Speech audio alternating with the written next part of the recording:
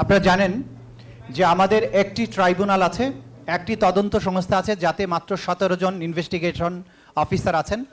আমরা আমাদের প্রসিকিউশন এজেন্সিতে 10 জন প্রসিকিউটর আছেন, আরও হয়তো 2-1 জন বা 2-4 জন যুক্ত হবেন এর সাথে।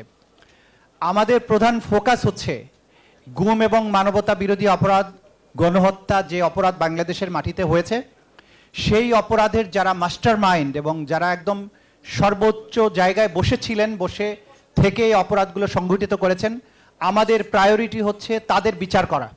এবং সেই ক্ষেত্রে আমরা হাজার হাজার মানুষের বিচার করতে পারবো না এবং আমরা সেটা সেই লক্ষ্যে অগ্রসর হচ্ছি না। Double million offer, Walton fridge কিনে পেতে পারেন 20 লক্ষ টাকা, রয়েছে কোটি কোটি টাকার নিশ্চিত উপহার। আপনাদেরকে আমরা যেটা বলতে চাই, 56,000 বর্গমাইলের সর্বত্র এই ক্রাইমস এগেনস্ট হিউম্যানিটি সংঘটিত হয়েছে। এর সাথে আওয়ামী লীগ, যুবলীগ রাজনৈতিকভাবে সম্পৃক্ত ছিল। এর সাথে গোটা বাহিনীগুলোর অধিকাংশ অফিসারকে সংযুক্ত করা হয়েছিল। কিন্তু এই বিচার যদি দেশব্যাপী সকল কিছুর বিচার আমরা করতে যাই, এই ট্রাইব্যুনালের পক্ষে সেই বিচার সম্ভব নয়। ক্রাইমস এগেনস্ট হিউম্যানিটিতে সাধারণত টপ কমান্ডারদের বিচার করা হয়। আমরা সেই কারণে এই গণহত্যার যিনি প্রধান নিউক্লিয়াস ছিলেন শেখ হাসিনা সহ তার যে নিচের দিকের কয়েকজন ছিলেন, তাদের বিচারকে প্রায়োরিটাইজ করছি এবং আমরা দ্রুততম সময়ের মধ্যে তাদের বিচারটা শেষ করতে চাই, করতে সক্ষম বলে আমরা মনে করি।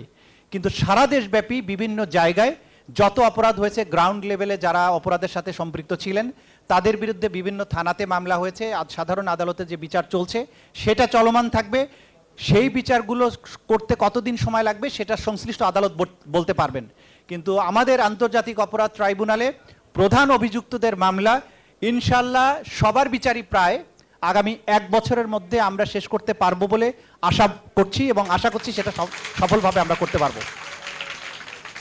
আমি 2 দিন আগে মাননীয় প্রধান উপদেষ্টার সাথে কথা বলেছি। তিনি আমাকে যেটা বলেছেন তাতে আমার সাহসটা বেড়ে গেছে। তিনি বলেছেন যে আমাদের অনেক প্রায়োরিটি আছে এই সরকারের, কিন্তু সবচাইতে বড় প্রায়োরিটি হচ্ছে যারা দেশটাকে খুন এবং গুমের স্বর্গরাজ্যে পরিণত করেছিল, যারা ছাত্র জনতার রক্তে এই বাংলাদেশের মাটি রঞ্জিত করেছে, তাদের বিচারটা আমাদের 1 নম্বর প্রায়োরিটি। কাজে এই জায়গায় ব্যর্থ হওয়ার কোনো সুযোগ নাই।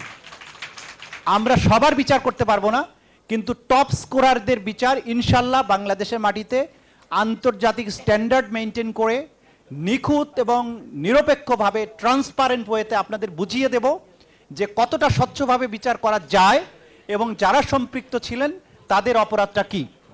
আপনারা আমাদের প্রতি সমর্থন অব্যাহত রাখুন, আমাদের প্রতি আপনাদের সাহায্যের হাতটা প্রসারিত রাখুন। ইনশাল্লাহ নির্দিষ্ট সময়ের মধ্যে আমরা আমাদের কাজটা করতে সক্ষম হব।